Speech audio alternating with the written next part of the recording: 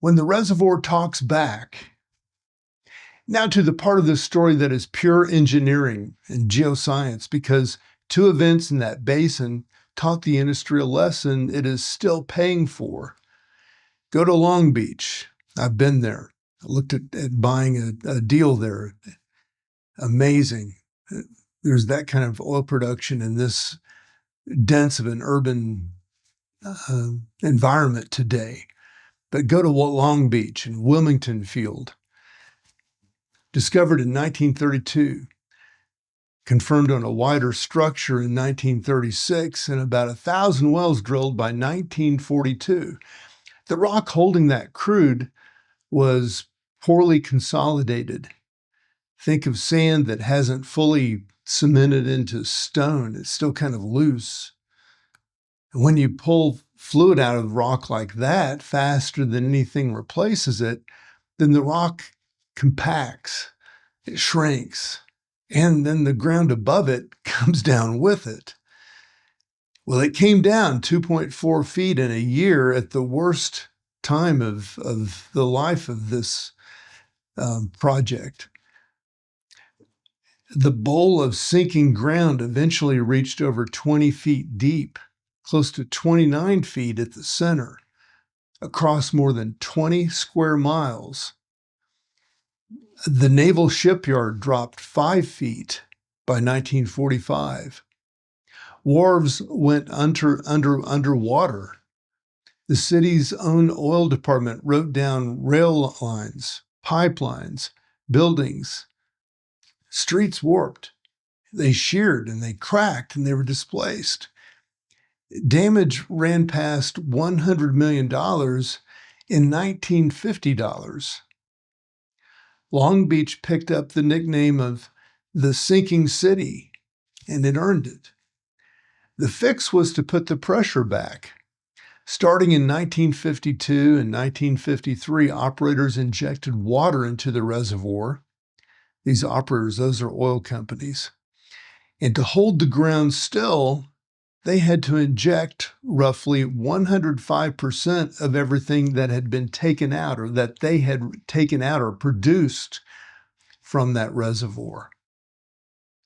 So not most of it, but more than all of it they'd taken out to get the ground to come up back to the level that it was earlier. And then it took about 15 years of sustained injection before the surface really stabilized, seemingly in 1967. Now, hold that number and go a few miles north to the Baldwin Hills, above the Inglewood field. There was a reservoir up there, drilled between 1947 and 1951, holding drinking water for the city. Its south rim sat within 700 feet of active oil wells. Water flooding at Inglewood began in 1953. The injection pressure at the start of that program was 50 pounds per square inch. By 1963, it was over 850 pounds per square inch. Ground west of the reservoir had subsided 9 feet by 1962. On December 14, 1963, at 3:38 in the afternoon, the dam failed. Somewhere between 250 and 290 million gallons of water came out in under 90 minutes. 5 people were killed, 65 homes were destroyed outright, and hundreds more damaged. 2 bulldozers sent up to plug the breach reached it in roughly 90 seconds after the failure was already running.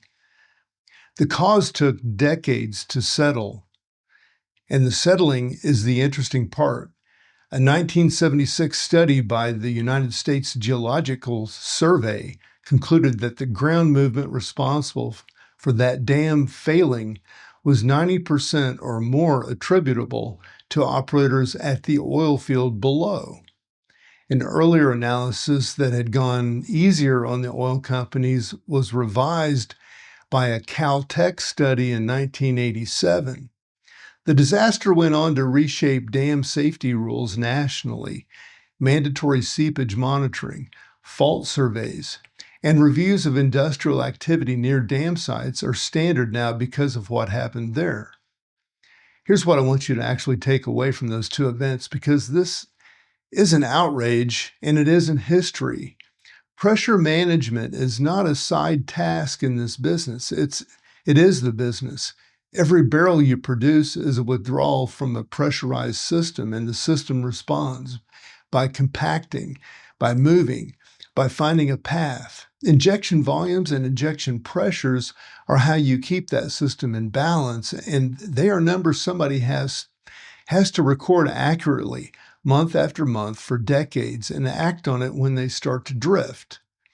An injection program that climbs from 50 pounds of pressure to over 850 over 9 years is not a surprise event. It is a slow, fully visible, fully recorded trend that somebody had the opportunity to read. That's the honest version.